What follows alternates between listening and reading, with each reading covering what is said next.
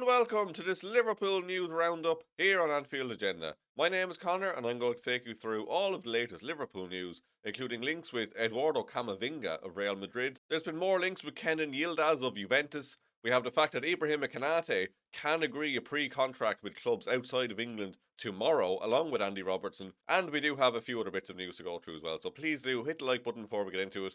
Hit the subscribe button if you're new, and yeah, let's get into the news. Opening question of the day. If you could sign a DM for Liverpool, would you prefer Adam Wharton or Elliot Anderson? More on that in a few minutes, but please do let me know. If you could pick one of those two, who would you be picking? Let's start off with the contracts then. So from tomorrow, Andy Robertson and Ibrahima Konate will be available to officially open talks to sign for a club outside of England. Now, this isn't news to us, of course, but it is worth highlighting. From tomorrow, Andy Robertson as well as Ibrahima Konate will be able to open those talks. I don't think I'll be too worried about Andy Robertson quite as much. I think he probably will sign a new deal if it is offered to him. Look, whether he will get offered one or not is another story, but I think Ibrahima Konate is definitely the more worrying one in terms of we might hear something soon. He does seem to favour a move to Real Madrid, and it does seem like he's trying to get those talks back going again after Real Madrid basically flat out said, we don't want him. And there was a bit more news this morning from Diario AS, who said that Real Madrid cooled their interest in Deo Upamecano and Ibrahima Konate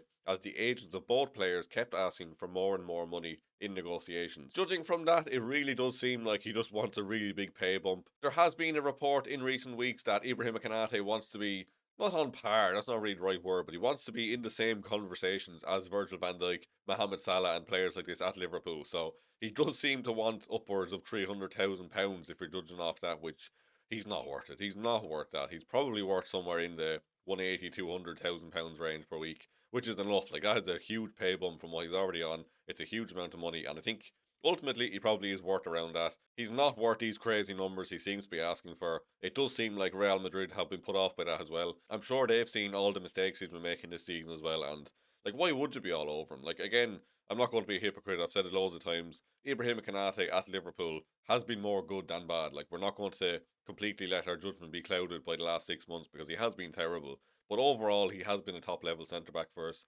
He's worth a good, decent pay bump, but he's not worth anywhere near 350,000 pounds.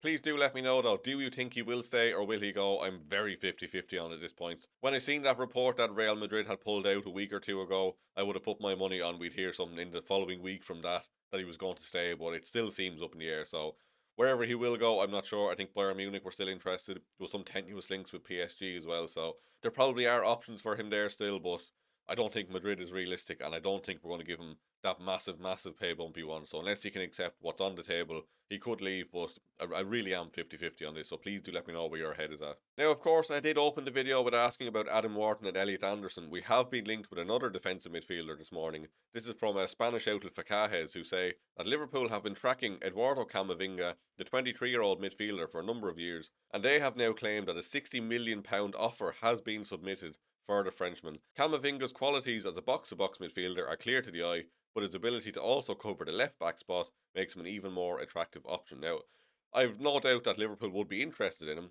I don't think £60 million is really going to cut it, in all honesty. I don't think they would accept that. It's probably closer to 90 or 100 million, in all honesty. Definitely a player I would take at Liverpool. I don't think it's very realistic, unless there's something like a Alexis McAllister swap deal on the cards. But I think even a player like Camavinga is going to want huge wages, and I just don't see it happening. It will be a dream signing. It's similar to Alessandro Bastoni yesterday. Like, if you could play fantasy manager and bring in all the players you really wanted to, like the Bastoni and Camavinga would definitely be top of the list.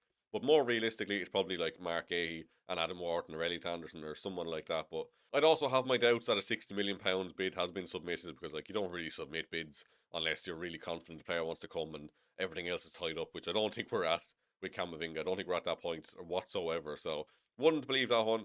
If he agitates for a move, maybe we do make our move and try to get him, but yeah, I don't think this one's going to happen, in all honesty, as much as I would love it. More DM talk this morning then. This is from Team Talk, who say that Manchester City are very confident of beating Manchester United to the signing of Nottingham Forest England midfielder Elliot Anderson. City believe their club is the more attractive option due to their chance to win trophies and play European football season after season. I mean, even with the 115 plus charges, even if Man City get relegated, they're probably still more likely to win a trophy than Man United, to be fair. But if Liverpool do come in from, I think that will be an interesting one as well. I think we would give Man City a run for their money in terms of he might want to join us over them, but it certainly does seem like Man City are the front runners, or the most linked with, for Elliot Anderson. We seem to be more linked with Adam Wharton of Crystal Palace over Elliot Anderson, to be fair, and I think he probably is the number one target. He would certainly be my choice. As we have been linked in recent months, I've looked into him more and watched him more, and I really am impressed by him. I'm kind of sold on that at this point, to be honest. I want Adam Wharton. Elliot Anderson will be a fine option, but Adam Wharton will be the one for me. I think he just really would slot in perfectly into this team, and he would just do a fantastic job. Compared to an Eduardo Camavinga, you're probably still looking at a similar transfer fee, but I think like his wages and everything else will be a lot more easy to manage. It'd be easier to convince him to leave Crystal Palace, of course, to come to Liverpool, rather than trying to convince someone to leave Real Madrid. So my money would be on Adam Wharton. He would be my preferred choice as well. Well, please do let me know. Would you prefer Elliot Anderson if we could hijack this move? Another bit of transfer news this morning then. This is from Tuttosport in Italy, who say that Liverpool are tracking Juventus forward Kenan Yildiz, with the 20-year-old emerging as a long-term attacking option amid expectations that Mohamed Salah could depart in the near future. The Turkey international has impressed with 13 goals and 8 assists, though any deal would likely to command a fee of around €100 million.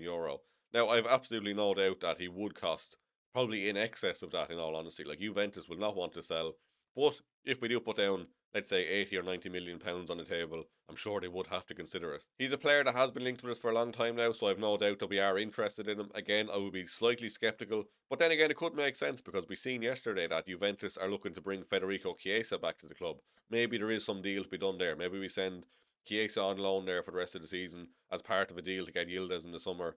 Or maybe like Chiesa goes there permanently, and then we get Yildiz as part of that deal as well. Like, so there could be something to be done there. He does seem like a fantastic player. I think he does tend to play number 10 more so than winger. And even when he does play on the wing, he's more of a left wing than a right wing. So I'm not sure if the Mohamed Salah long-term successor thing is completely correct around this, but he could be. Like, of course, Sadio Mane came in, he was a right winger, he started to play on the left. Like, players do swap sides and adjust positions, so maybe he could play on the right as well. If you watch a lot of Juventus, please do let me know, like, has he ever played off the right? Certainly one to keep an eye on, but yeah, again, I wouldn't be holding my breath on this one.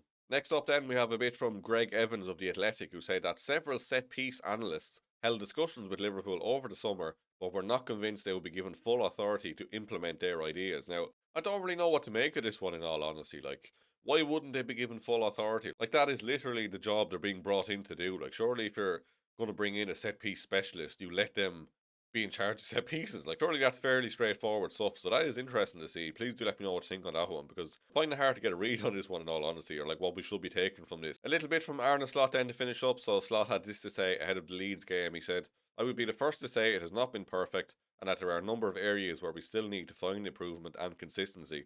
But at the same time, we have won 4 successive matches, which has allowed us to find some stability as we continue to strive for our best form." Fully agree there. They haven't been perfect. There is a lot of places where Liverpool could improve, but it is good to get some wins. Good, of course, to be back in the top 4 as well. We have a 2-point gap over Chelsea and Man United now, with a game in hand. Like, how have we got to this point? How have we got to this point? Like, with how terrible we've been, and I mean terrible, we're still 2 points ahead of 5th place with a game in hand. Like, how have we ended up back in this situation? Like, it really goes to show just how bad some of the teams in this league are. Like, we've had our worst run of form since, like, what, 1920 something, or it was some ridiculous stat. And we're still 1 game away from that Man United fella getting a haircut. Like, in all fairness, lads, we've won 4 on the bounce in our absolute worst form ever. And we've been absolute dog shit in a few of them games, to be fair. And, like, we've still won 4 in a row. Like, but yeah, like I said, good to be back in the top 4. If we can beat Leeds now, we'd really solidify our spot there. And I just don't see a world where we finish outside the top 4, in all honesty. I think the only thing that could completely derail us is if, like, let's say KONATE gets injured and we're stuck with no options at centre back. Like, something like that could derail us, but I think this team on paper is just too good. The individual qualities will win us enough games to get us into the top 4. Still not sold on Arne Slot as a manager, but I think top 4 is firmly in our grasp now, and I'd be surprised if we didn't get it. I just don't think any of the other teams around us are particularly brilliant. Like, likes of Chelsea and Man United, they're not going to be consistent enough. I just think we're going to finish above them ultimately, so please do let me know if you agree on that or not. That's all from me this morning anyway. If you have enjoyed the video, please do hit the like button. Hit the subscribe button before you head out. Craig will have a video in the afternoon. I'm not sure what the plan for this evening is tonight yet. Craig's going to decide if he wants to stream or do a video for Happy New Year. And of course, I do want to say an early Happy New Year to everyone this evening. I hope everyone has a lovely 2026 and rounds off 2025 on a high note. Thanks very much for watching, and I'll see you next year.